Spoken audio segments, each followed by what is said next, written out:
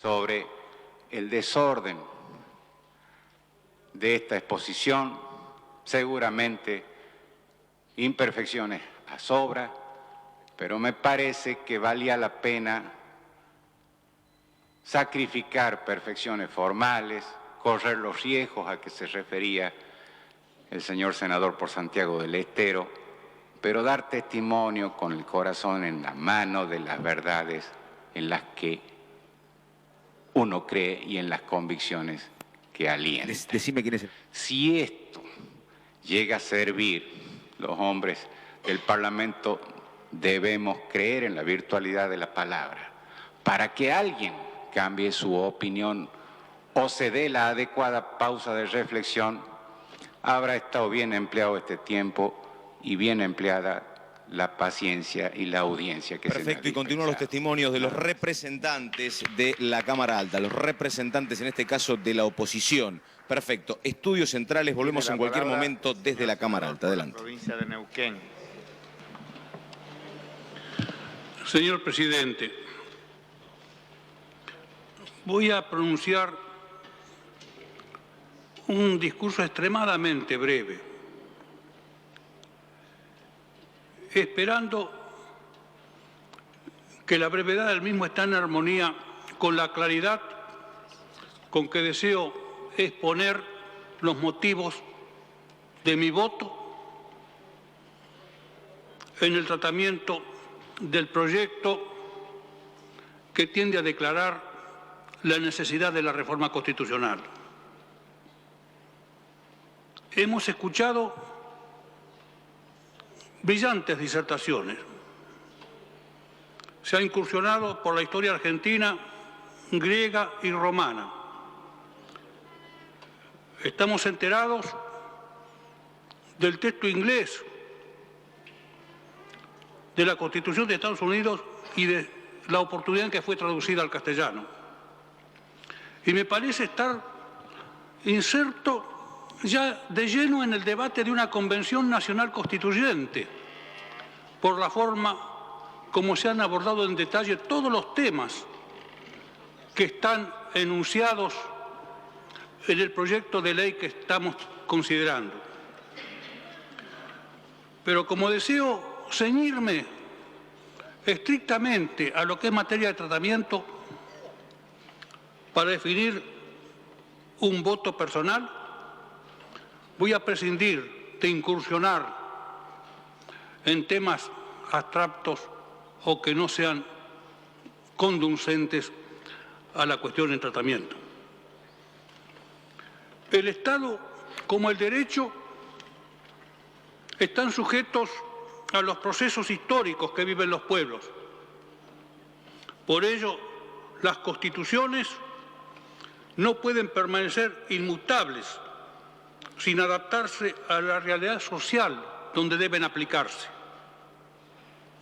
Las constituciones se hacen para los pueblos y no los pueblos para ellas. Y como estos tienen una realidad cambiante, un desenvolvimiento que sigue el ritmo que le imponen los más variados factores del progreso, el ordenamiento jurídico traicionaría su prístina y auténtica función si en vez de seguir ese ritmo constriñera o asfixiara la vida social con fórmulas envejecidas o inadecuadas. Cuando la evolución económica y social de un país, desbordado el cauce normativo, y si no lo ha hecho, al menos este no la contempla en toda su realidad, evidentemente es necesario adecuar la norma base a esta evolución. Las leyes fundamentales, cuando no se ajustan a las características e intereses de una nación, se transforman en artificios que dejan de pertenecer al derecho positivo para pasar al campo de las grandes disertaciones académicas.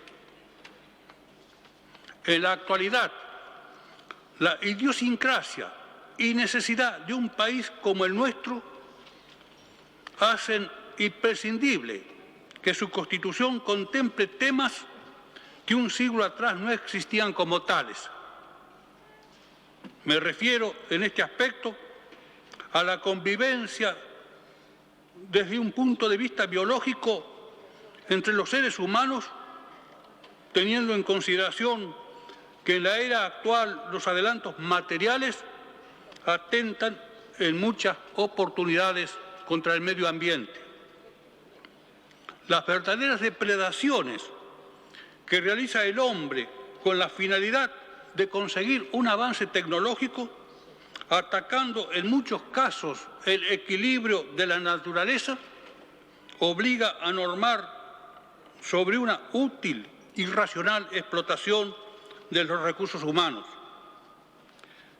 Quiero manifestar que es fundamental el tratamiento de los temas políticos apegados a la realidad que vivimos. La política, como ciencia y arte, debe amparar y comprender a la nación y por ende a sus habitantes. Es evidentemente activa, móvil, es el cimiento de esa gran estructura donde se desarrollan los pueblos. Es por ello que considero necesario incorporar algunas instituciones tan importantes como las que tienden a establecer formas de democracia semidirectas, la posibilidad de efectuar enmiendas, la reglamentación del derecho de intervención a las provincias y la mayoría de las consignadas en el inciso C, apartado primero, artículo segundo del despacho de la mayoría. En sistemas de gobierno como el nuestro, tiene la obligación, la norma fundamental, de preservar las autonomías provinciales, evitando que esgrimiendo estados de necesidad o beneficios político-económicos coyunturales se ataque o dañe dichas autonomías. Por ello, la Constitución debe democratizar los sistemas de gobierno, tendiendo, como en el caso que nos convoca, a que los tres poderes se conjuguen en armonía, anulando la supremacía, la injerencia de uno sobre otro, creando organismos instituciones de contralor que eviten la letra muerta de la norma y, lo que es peor, la utopía de su aplicación. Se tiene que tender a la mayor eficiencia en el accionar de los mismos, sin reparar para ello en sacrificios por parte de quienes lo integran, partiendo de la premisa: la función pública es para el ciudadano un honor y una carga que no le da derecho a especular con privilegios personales. Los partidos políticos son embrión y estructura de la democracia. Por ello, la Constitución debe contemplarlos y valorarlos como tales. Señor presidente, me pregunto si los conceptos antes vertidos se adecuan a la situación de la Argentina actual desde la óptica de la Constitución que los rige. Llego a la conclusión de que evidentemente no es así. No puedo dejar de mencionar las reformas constitucionales realizadas en los distintos países latinoamericanos, como asimismo europeos. Me refiero en primer término a Latinoamérica, pues las raíces, los intereses y la cultura nos son más afines y vemos que nuestros hermanos de América reformaron en su gran mayoría sus normas bases, adecuándolas a los tiempos que vivimos. La República Argentina fue líder en nuestro continente en lo que hace al sistema legislativo. Y digo fue con mucho pesar, pues si un país no tiene una constitución acorde con las actuales circunstancias internas y externas, corre el riesgo de quedar rezagado en la evolución de un mundo donde cada día los cambios son más acelerados y la interrelación de los estados es más estrecha.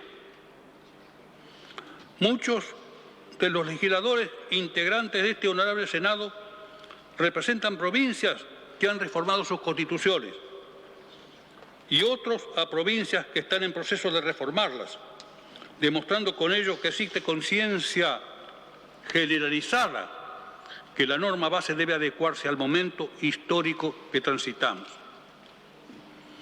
Existen algunos ciudadanos que tienen un sentido dramático de la política y posiblemente por falta de información suficiente se sensibilizan casi al borde de la patología cada vez que se trata de mencionar la necesidad de la reforma constitucional, poniendo para que ello se concrete sin tener en cuenta que lo patológico nunca puede ser el impulso y la directriz del quehacer humano. Otros, al concretarse la decisión de la reforma, argumentan que no es el momento oportuno por la exaltación imperante en los espíritus frente a las luchas partidistas que conmueven la opinión pública. Debe esperarse, dicen, momentos de quietud y apaciguamiento.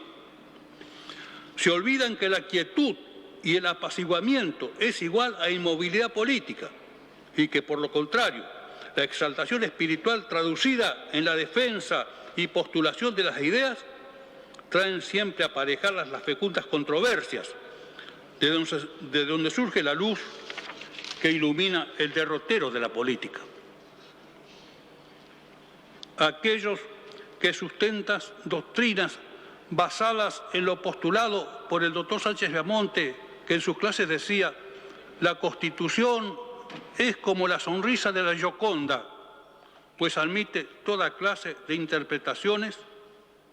Les contesto, parafraseando al doctor Boffi Bollero, al manifestar la necesidad de la reforma constitucional: lo que corresponde es pedir a los constituyentes que reformen y no a los jueces que prevariquen. Terminemos con los mitos y los miedos. La transformación que ha tenido nuestro país en los últimos años hace necesaria una reforma constitucional. Reforma esta que no solamente contemple el presente, sino también avisore los futuros aconteceres en nuestra patria y en el mundo. Señor presidente, analizaría a continuación el artículo 30 de nuestra Constitución en lo que respecta a la necesidad de la reforma, en cuanto menciona que debe ser declarada por el Congreso con el voto de 2/3 partes al menos de sus miembros. Existen en la actualidad 3 corrientes doctrinarias respecto a la interpretación que se le da al voto de 2/3 partes al menos de sus miembros, a saber: A. Se refieren al total de sus miembros. B. Se refieren a los miembros existentes. C. Se refieren a los miembros presentes. Las mismas se hallan sustentadas por diversos juristas. No quiero analizar autor por autor, pues corro el riesgo de transformarme en un mero copista que trata de fundamentar su postura con un cúmulo de antecedentes, como si su razón se basara en un elemento meramente cuantitativo. Prefiero analizar dicho artículo razonando y haciendo reflexionar a mis pares sobre la obligación de considerar la necesidad de la reforma siguiendo el primer criterio referido, es decir, el voto de las 2/3 partes al menos del total de los miembros. Interpreto, de acuerdo a la máxima del derecho romano, que no hay por qué distinguir donde la ley no distingue, y entiendo que cada cláusula de la Constitución tiene un valor autónomo que se justifica por sí mismo. Si el artículo 30 no puede referirse a los miembros presentes o existentes, porque allí no se hace ningún distingo. Todo ello lo demuestra el contexto de la Constitución. El artículo 45, al referirse a la atribución de la Cámara de Diputados para acusar ante el Senado a determinados funcionarios, establece expresamente que para que haya lugar a la formación de causa se requiere el voto de las 2/3 partes de los miembros presentes. Del mismo modo, el artículo 51, al establecer que corresponde al Senado juzgar en juicio público a los acusados por la Cámara de Diputados, exige el voto de los 2/3 de los senadores presentes para la declaración de culpabilidad. Por su parte, el artículo 71, al fijar el procedimiento para la sanción de las leyes, se refiere a los legisladores presentes cuando exige los 2/3 de votos de la Cámara iniciadora para imponer sus decisiones a la revisora.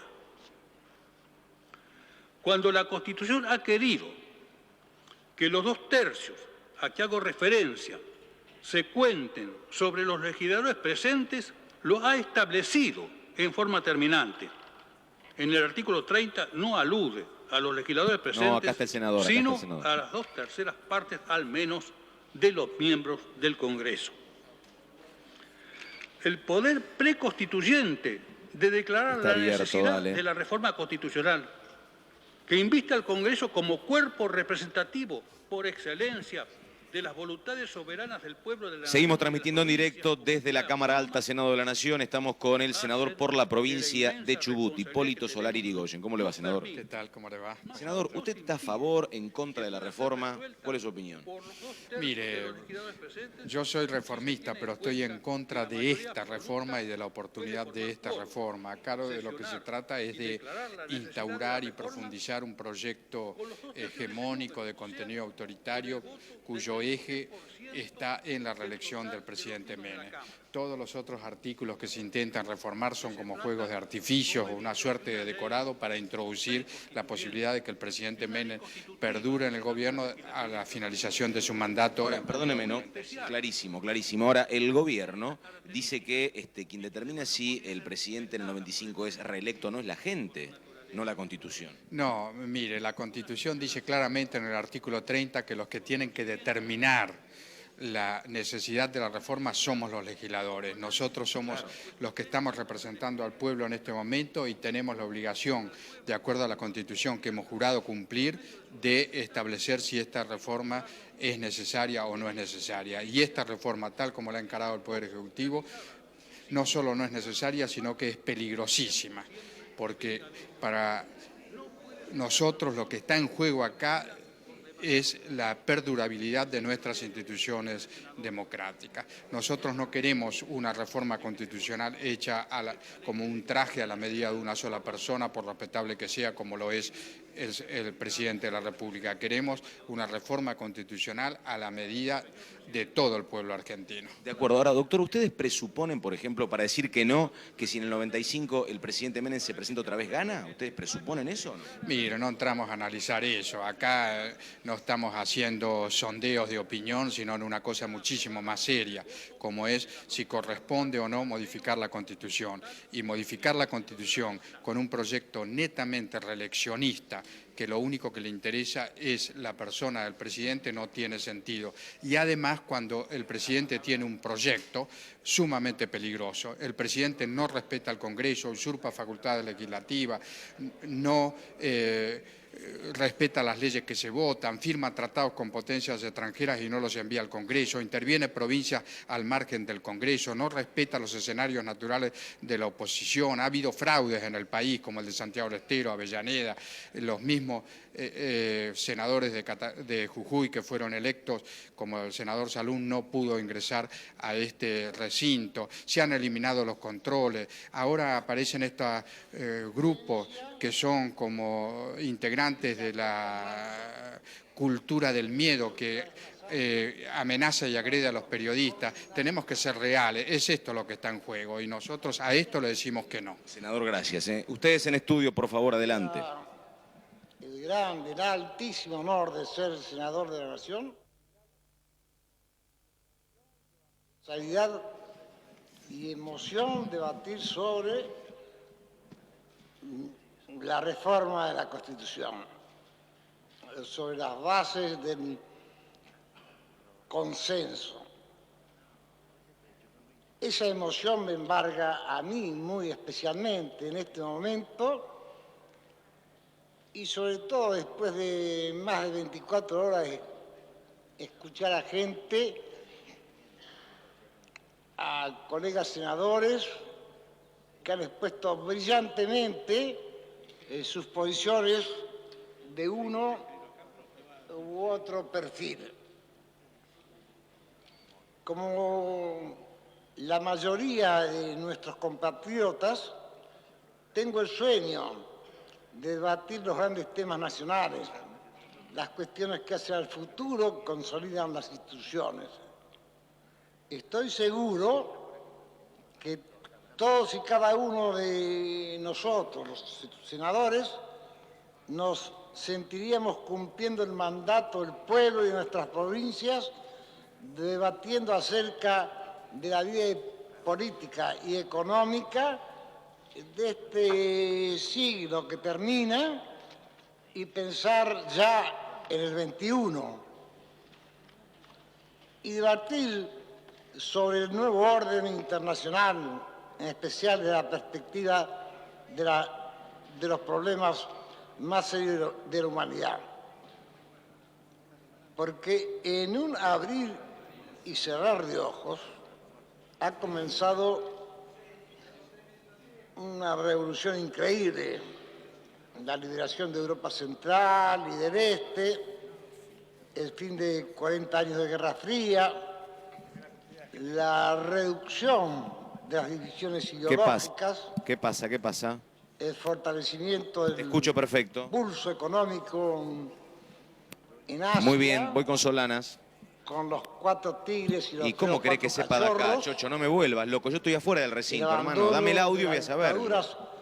En prácticamente toda Latinoamérica, el impulso de la legitimidad democrática, el Estado de Derecho, el pluralismo y la reforma económica en la mayoría de los países del mundo.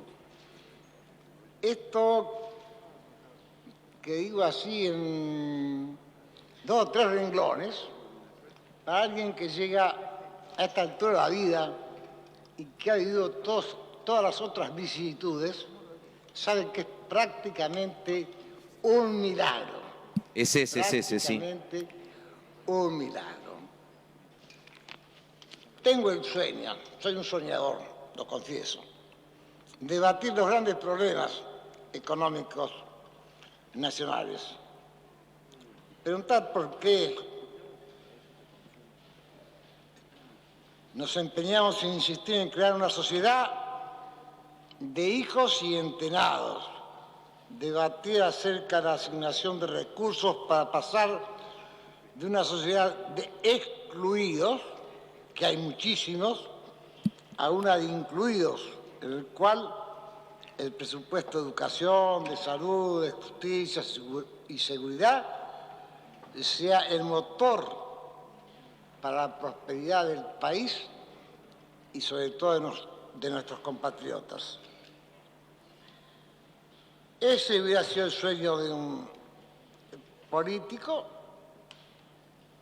que con modestia y humildad que me corresponden, ha trabajado muchas décadas por la instalación de la democracia, el Estado de Derecho y la tolerancia. Sin embargo, el debate que se plantea es el de una reforma constitucional. Reforma constitucional que nuestro pueblo, titular absoluto de la soberanía política, ignora y desconoce. Iba a decir rechaza, no me animo a decir, pero estoy absolutamente seguro que ese titular de la soberanía no conoce ni le importa, está inmerso en otros problemas más profundos que hacen a su esencia e incluso a su posibilidad de vida.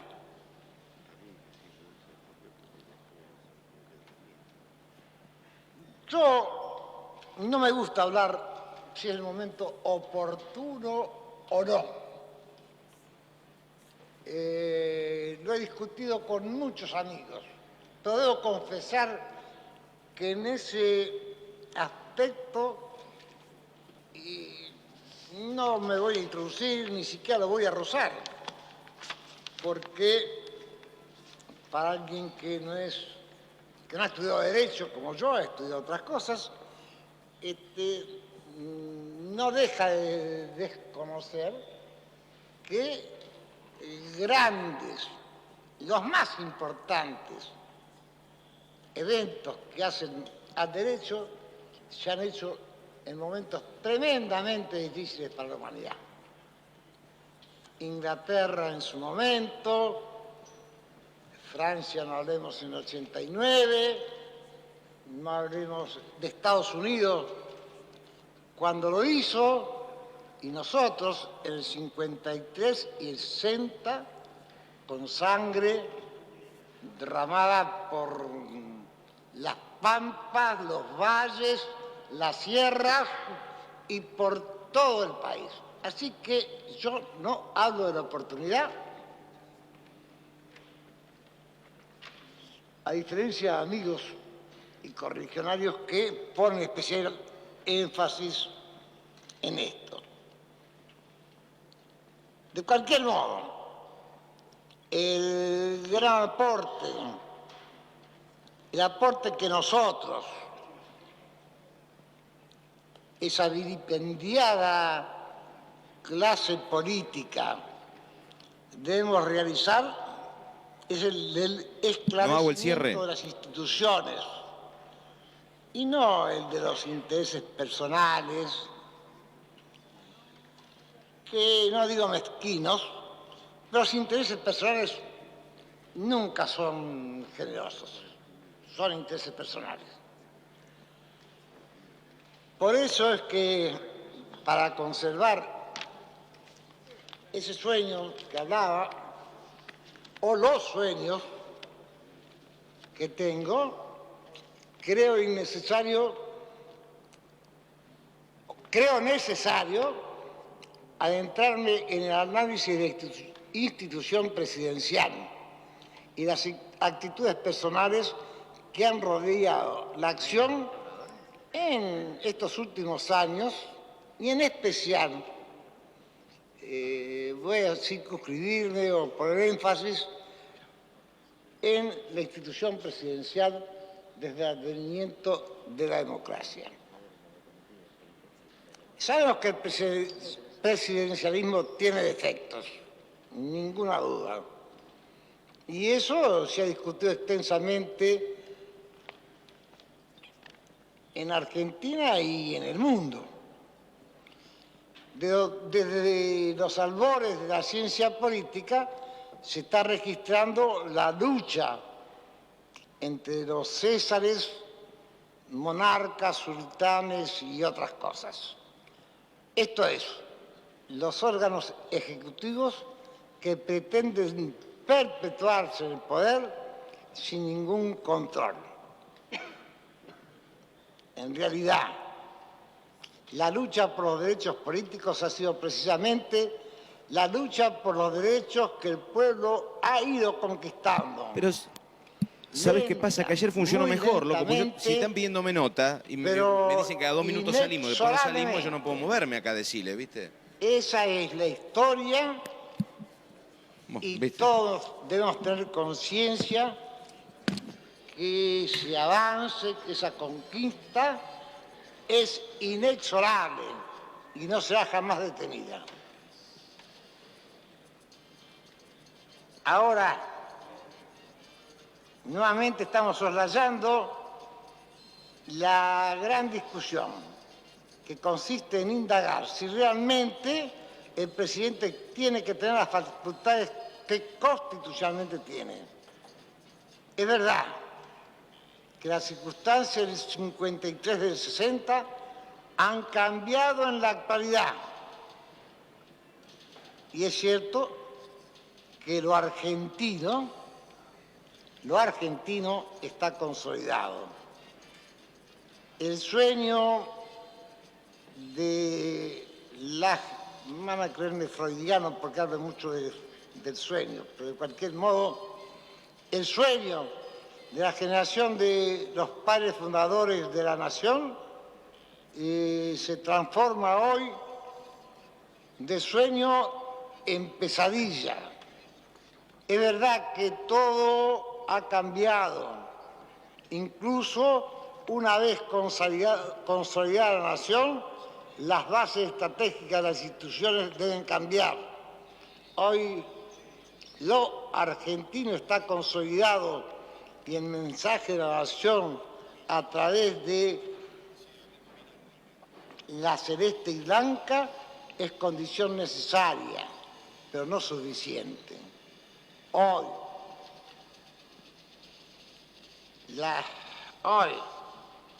la nación argentina significará tener libertad y democracia, órganos del poder con el máximo control popular.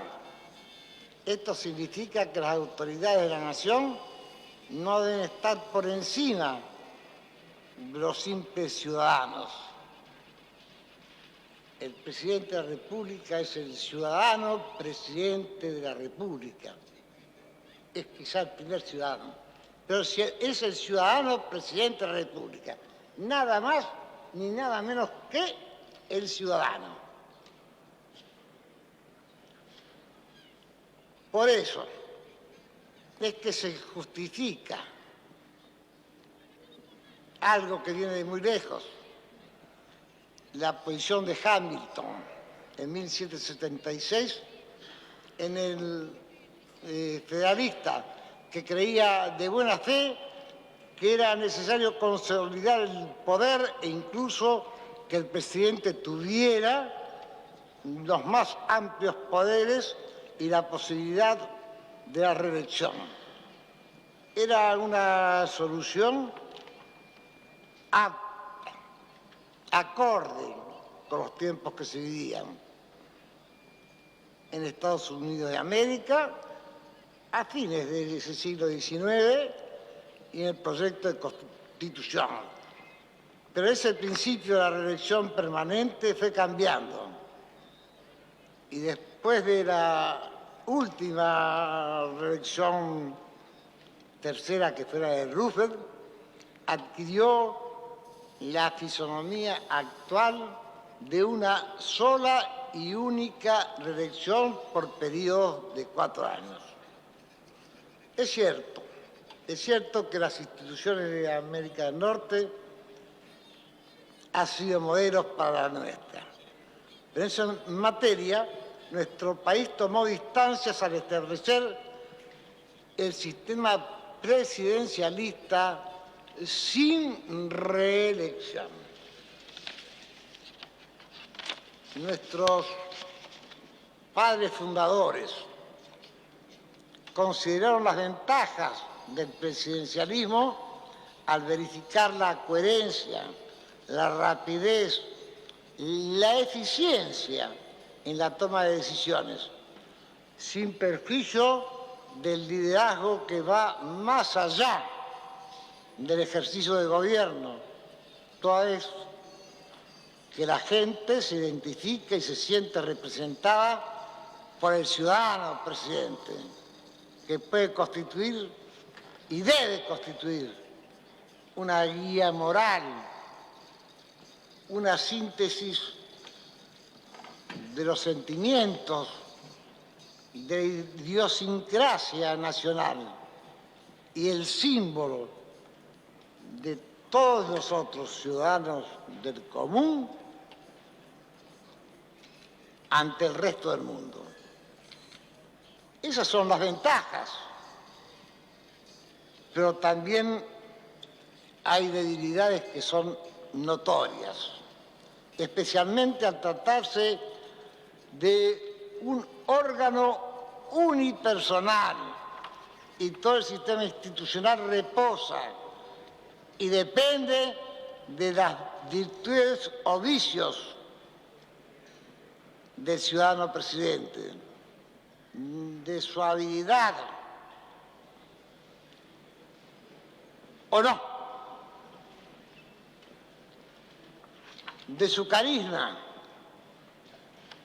o de su impopularidad e incluso hasta de su estado de salud psicofísica.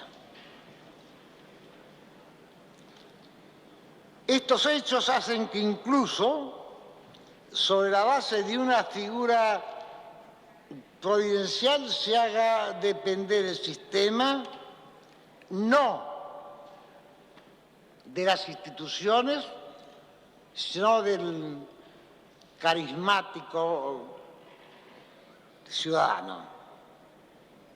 El resultado está expuesto en la historia repetidamente. Los líderes muy populares, carismáticos, reitero, han transmitido sus utopías y al ver que no se hacían realidad, la política se transformó en patologías paranoicas, en todas las latitudes. No me estoy refiriendo a nuestro país, en todas. No deseo ahondar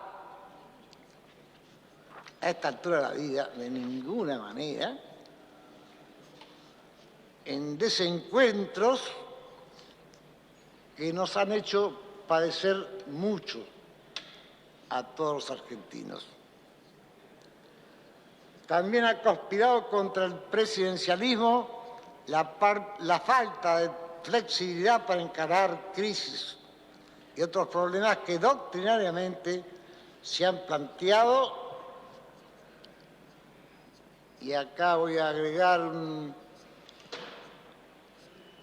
unos escritos que voy a pedir oportunamente que pase a 10 secciones. Doctrinariamente se han planteado con extensión y profundidad. Todos estos temas ya se han transitado con anterioridad, porque se debaten desde, para mí, casi medio siglo. Pero con la memoria más fresca de muchos de ustedes jóvenes, voy a decir que se reabrió este problema en 1985, al final o principios del 86, durante la presidencia del doctor Alfonsín. En efecto, en ese momento planteó a la sociedad la posibilidad de la reforma de la Constitución.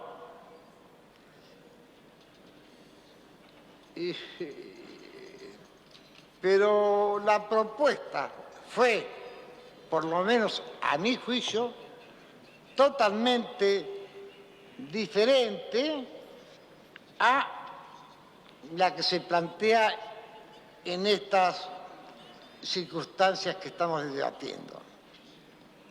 En primer lugar, la base del cambio institucional que se diseñó en ese momento fue el del consenso.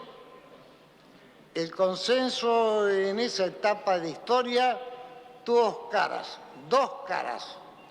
Una, la de la aceptación por parte de la sociedad de las reformas, y la otra sobre el contenido mínimo que requerían los cambios. En segundo lugar, los aspectos de procedimiento o los aspectos metodológicos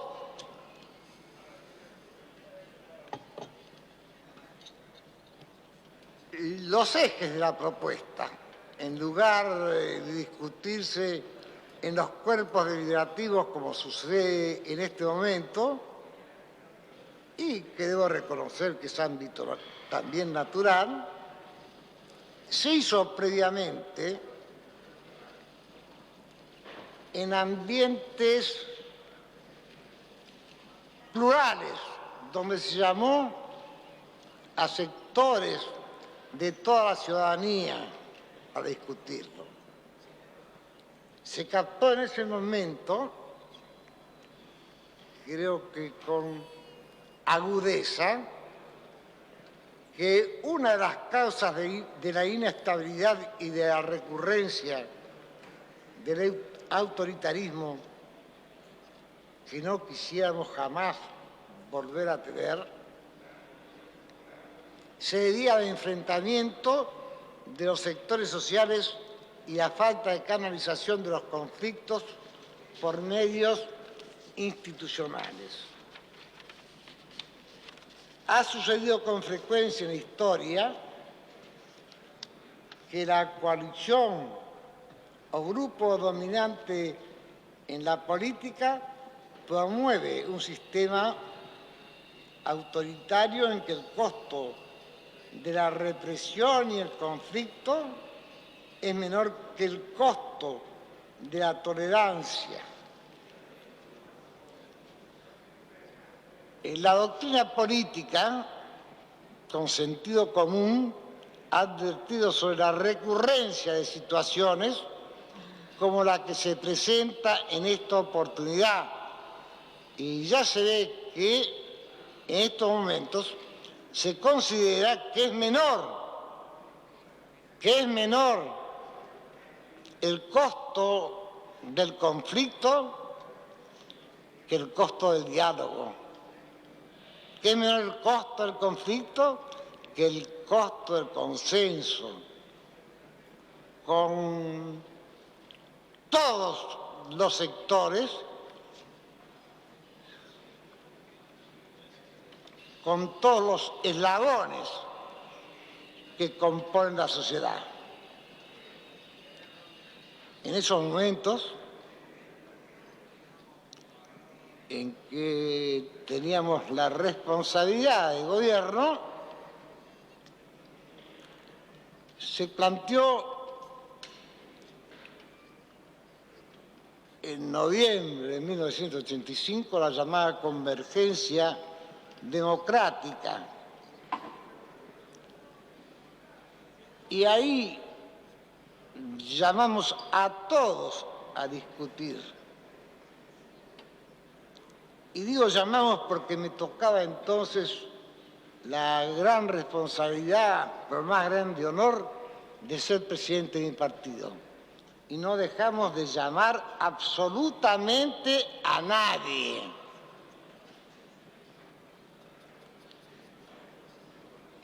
En ese discurso de Parque Norte, yo creo que se planteó el esquema básico o proyecto de consenso sustentado en tres patas. El pacto democrático, la democracia participativa y la ética de la solidaridad.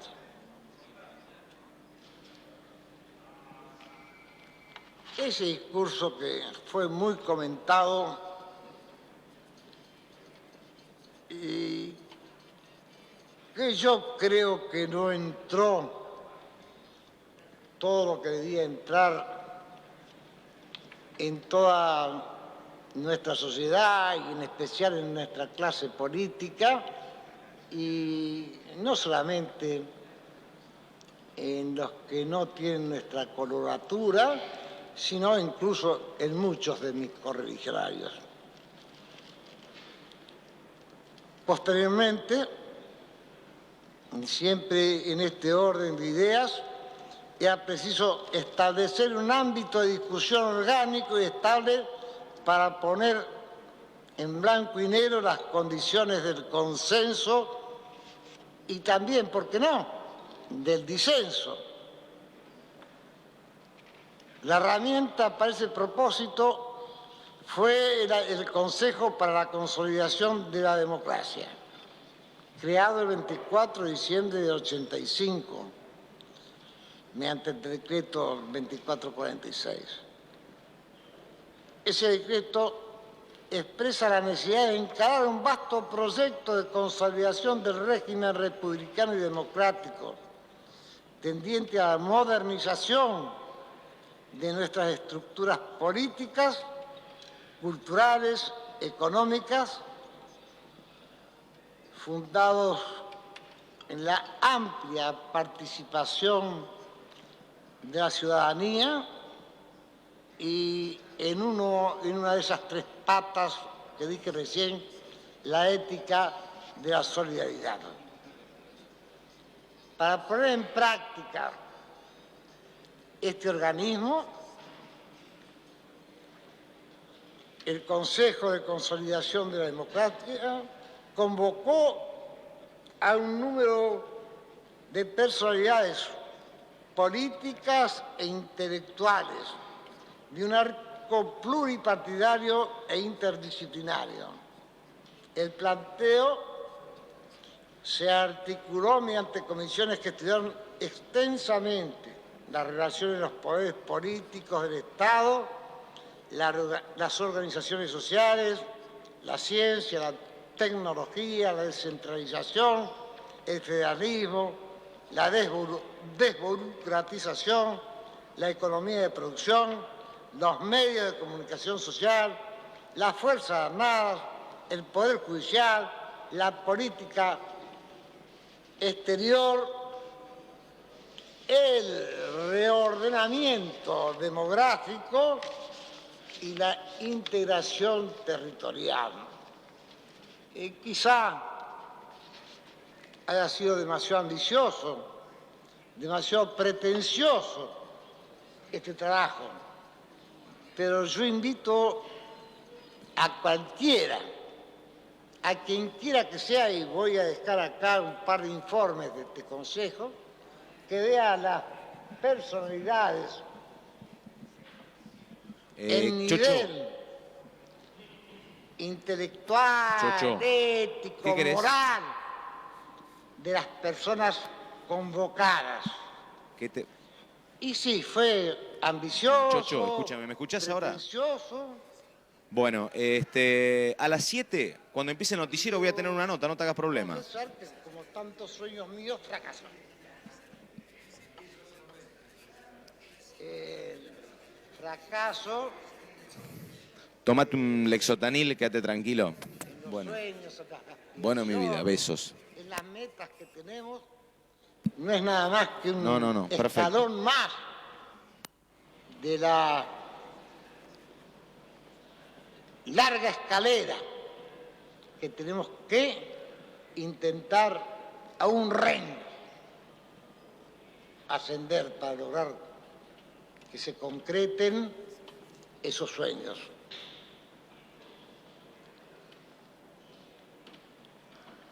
En realidad, el Consejo que estoy hablando replanteó un proyecto nacional. Consistió en la adecuación del proyecto de finales de siglo, que ya estábamos, para la construcción de la nación, con requisito de la consolidación democrática. Era fundamental. Y debemos reconocer que todos los que estamos acá, algunos desde hace ya casi 10 años, si de algo podemos estar satisfechos que hemos hecho algo para esa consolidación. De cualquier y de todos los sectores que acá lo integran. Pero, ojo, que si no consolidamos eso, si la figura de la dirigencia política sigue cayendo como hasta ahora, no sé si este trabajo de 10 años durará 10 años más.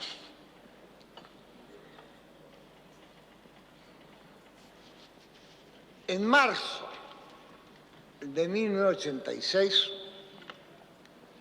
el presidente Alfonsín se dirigió al Consejo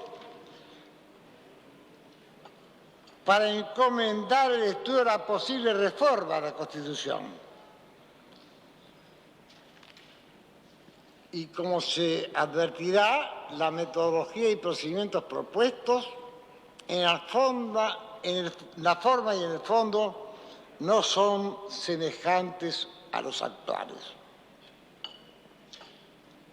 Propuso ahí la tarea más difícil y comprometida para un político, el elaborar un consenso e instrumentar el proyecto de la convergencia democrática, que no era la convergencia sobre un hombre, sobre un presidente, ni la convergencia sobre un partido político. Sí, papá, pero vamos a esperar un minutito, espera. Ese consejo produjo muchos trabajos que yo aconsejo a los estudiosos que los revisen. Y produjo una tarea materializada en 2 dictámenes que ya dije voy a pedir que sean incluidos en diario de secciones, que sustentan las conclusiones que se proponen. Cada una de las comisiones produjo sus conclusiones y solo me detendré en lo que respecta a la institución presidencial y a la reelección. Perdóname, Chocho, aquí estoy para empezar con Libardo Sánchez, Los ¿de acuerdo? márgenes del dictamen en cuestión a la expresión de disenso fueron tales que algunos de los consejeros plantearon la inconveniencia de una reforma y produjeron un dictamen adverso al de la mayoría. Uno de los elementos más decisivos para ese dictamen, uno de los elementos o el elemento más importante para el dictamen de mayoría fue la manifiesta, la clara declaración del presidente de ese momento mediante la carta del 13 de marzo de 1986, en que en la parte fundamental, en lo que yo siento, decía: deseo adelantar mi convicción en el sentido de que esa iniciativa no debe incluir modificación alguna a la extensión y condición del mandato que el pueblo argentino me ha otorgado. Esto pongo especial énfasis, porque nos dicen fueron reformistas, ahora no son reformistas. Había periodo 4 años con reelección, ahora no quieren reelección. Nosotros éramos reformistas y seguimos siendo reformistas. Y cuando me opongo no es por la oportunidad, como lo dije antes, sino por las circunstancias en que se está dando esto.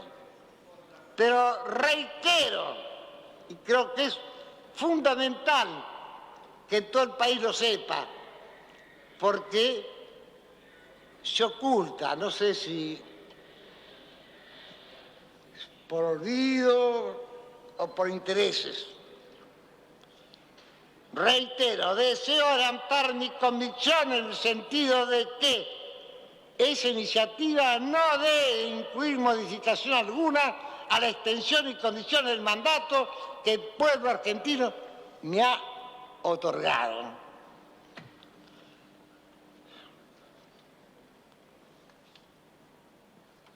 Esa ética de las convicciones afortunadamente no han desaparecido, no han desaparecido en la Argentina. Hace pocos días, un ministro del país presentó su renuncia y la fundamentó sobre sus convicciones acerca de la necesidad del pacto democrático, del consenso, de la transparencia, de la legitimidad, del juego limpio. La ética de las convicciones vincula esa renuncia con una ética común de las convicciones que debemos tener todos y cada uno de nosotros.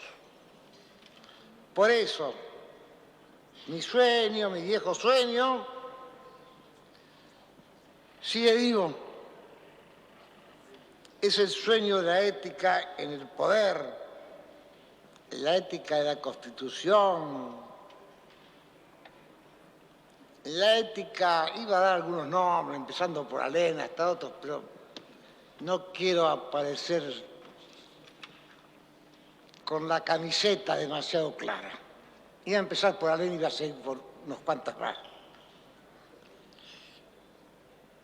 Pero hay muchos hombres del país, desde los fundadores de nuestra nacionalidad, que han respetado y han llevado adelante sus normas. Nuestra patria, por desgracia, ha vivido desde su inicio en muchos desencuentros y así con sueños ha habido también muchas pesadillas.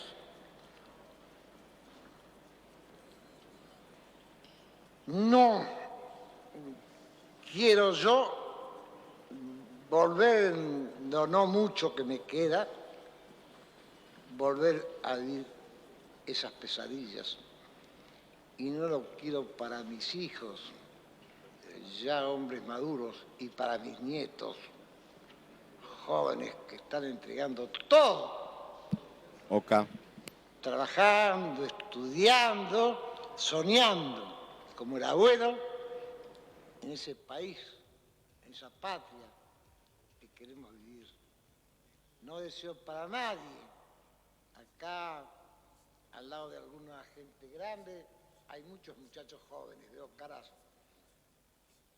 más jóvenes que la de mis hijos.